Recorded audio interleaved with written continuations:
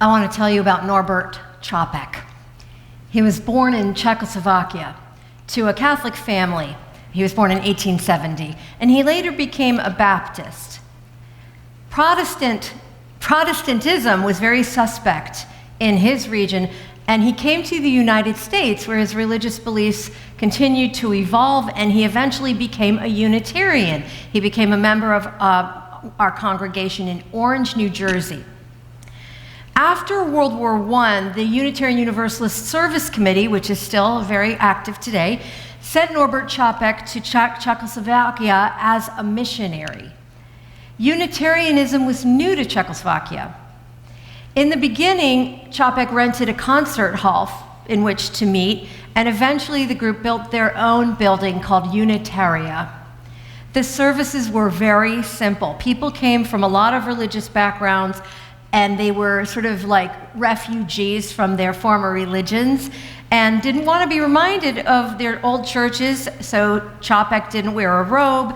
There was no singing of hymns, no prayers, and instead of the collection plate, the members paid as they entered. Capek felt that the church needed a symbolic ritual that would bind everyone together, that everybody could participate in, that, again, would it like remind them of the religions that they had chosen to leave behind. So he designed the flower communion. On the last Sunday before summer vacation in 1923, which was the first one, each person would bring a flower to the service and then choose a different one to take home. The flowers symbolized each member as a unique individual, choosing freely to join with one another, sharing their presents and their gifts. The exchanging of flowers symbolized the benefits of fellowship and friendship. This flower communion, or festival, or ceremony, has become perhaps the most widely celebrated ritual in Unitarian Universalist congregations today. Every spring, most of our churches and fellowships devote a Sunday to this festive participatory service, which celebrates both the earth's beauty and humanity's oneness. And here is Capek's prayer. In the name of Providence, which implants in the seed the future of the tree, and in human hearts the longing to live in love, in the name of the highest, in whom we move and who makes all the relations what they are, in the name of sages and great religious leaders who sacrificed their lives to hasten the coming of peace and justice, let us renew our resolution, sincerely, to be real relatives, regardless of any kind of bar which estranges us from each other. In this holy resolution, may we be strengthened, knowing that we are God's family, that one Spirit, the Spirit of love, unites us. And may we endeavor for a more perfect and more joyful life. Amen.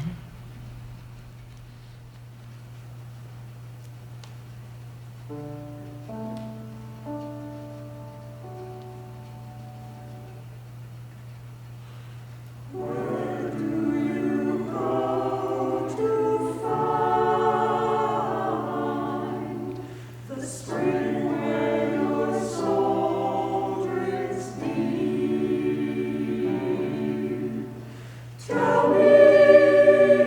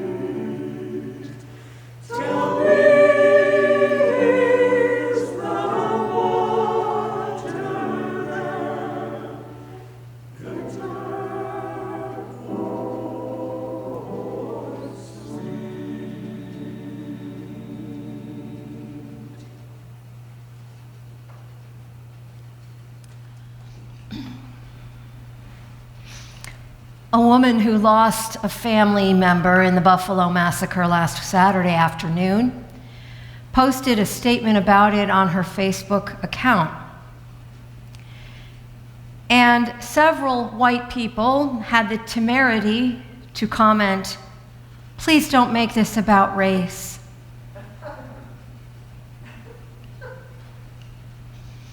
I honestly just want to stand here and feel the outrageousness of that with you for a moment.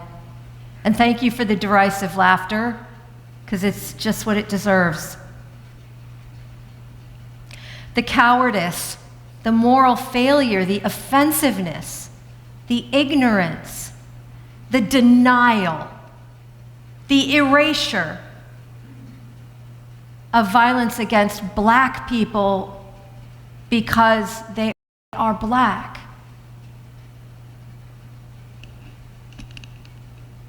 And yet many white people chimed in and supported this denial, which is so obscene as to be in itself a form of anti-black violence.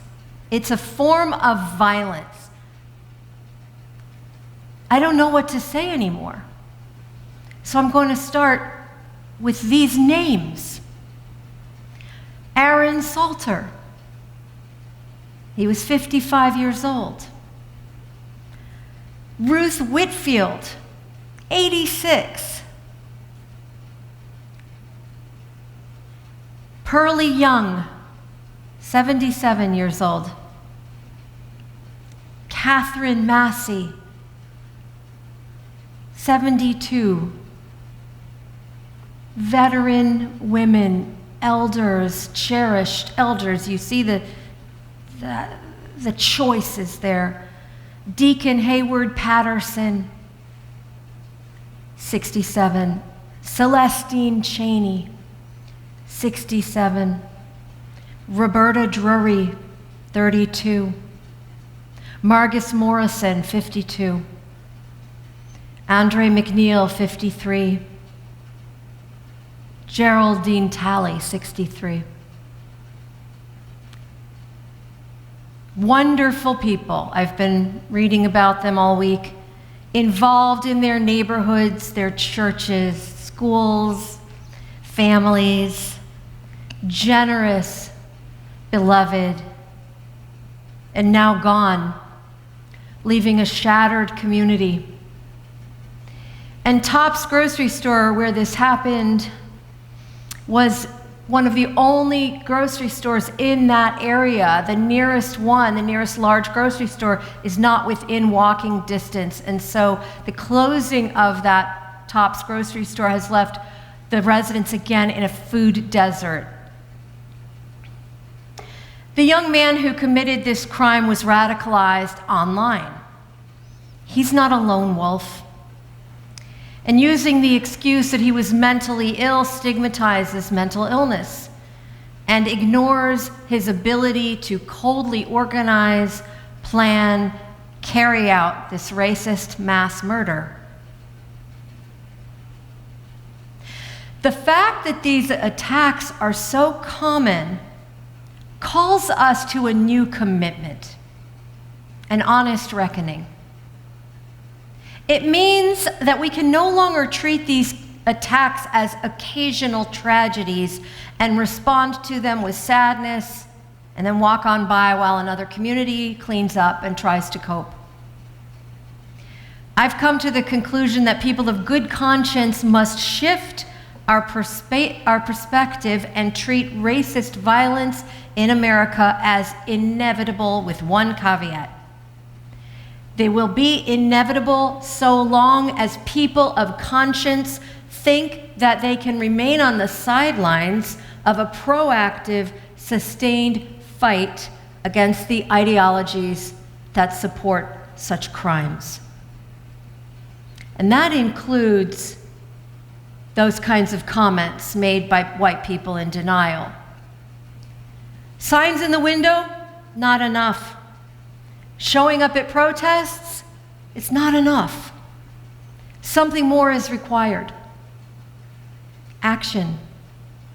sacrificing relationships that depend on glossing over what we like to call politics, but are actually our core values. Moving beyond comfort into confrontation. Treating this like the war that it is.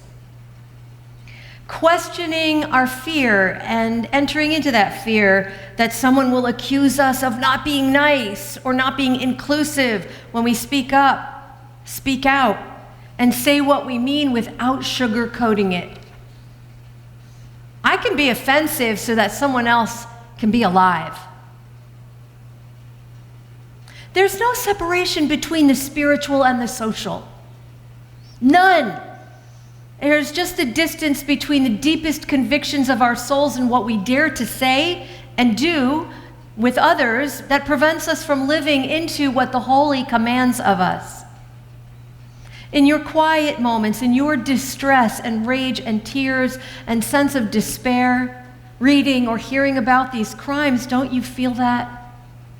There's no separation. Your spiritual self is your social self, is your political self. There's no separation between the political and the religious.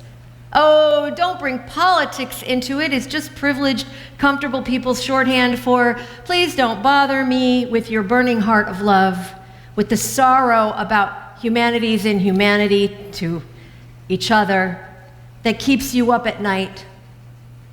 I have rote prayers to recite and distant prophets to sanitize so that I can go about my day essentially doing nothing that will inconvenience me on behalf of others. Every single person here has someone in their sphere they can influence. Every single one of you.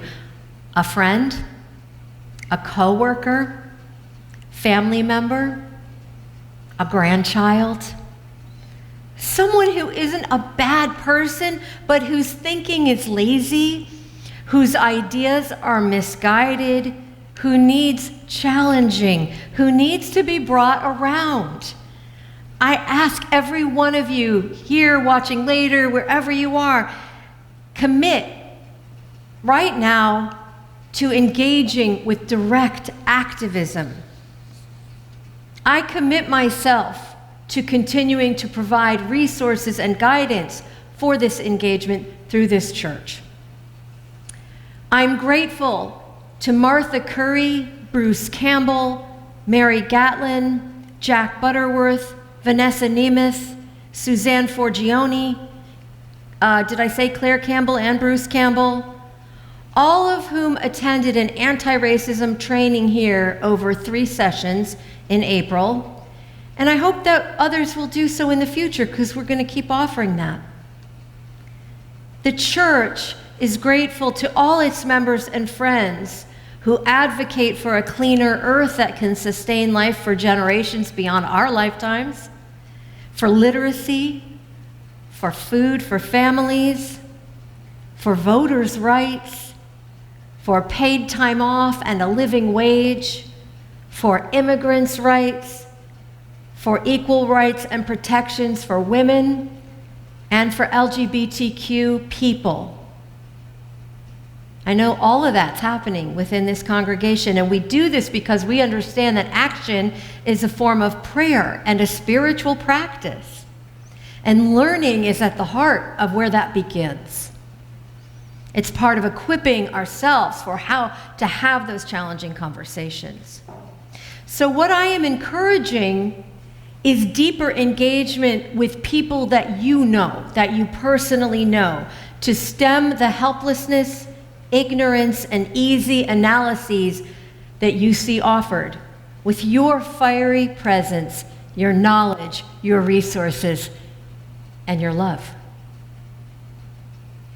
Since we're not a proselytizing people, this idea might make us feel really awkward or uncomfortable because who, me? I'm trying to change someone's mind, bring them to my way of thinking. That kind of reminds me of the old, somebody trying to save my soul. Yeah, you know what? It is saving someone's soul. Absolutely. All of us are in the business of saving souls. It just doesn't look like the kind that you may be acquainted with.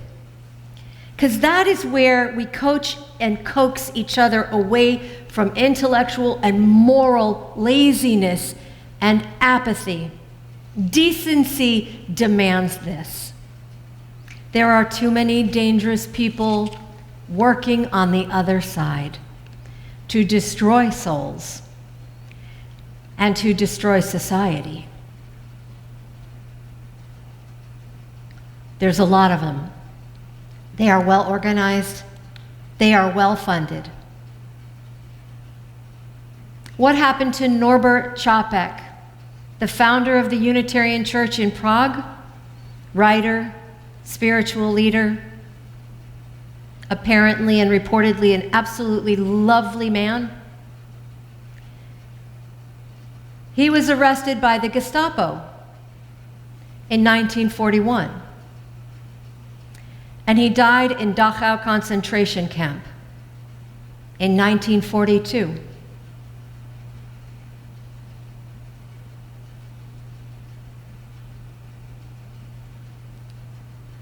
May his courage be ours. Listen to these words that he wrote in Dresden. In the depths of my soul, there where lies the source of strength, where the divine and the human meet, there, quiet your mind, quiet, quiet. Outside, let lightning rain. Horrible darkness frighten the world. But from the depths of your own soul, from that silence will rise again God's flower. Return to yourself. Rest in yourself. Live in the depths of your soul, where the divine and the human meet. Tune your heart to the eternal, and in the depths of your own soul, your panting quiets down. Where the divine and the human meet, there is your refuge. Return always to your soul. That's our guide, our prompt. In the soul is where we have the knowledge of how we really, truly want to live, regardless of the cost. I believe that if we return more often to that refuge, it will strengthen us for braver, outward expressions of love, which is the soul's source and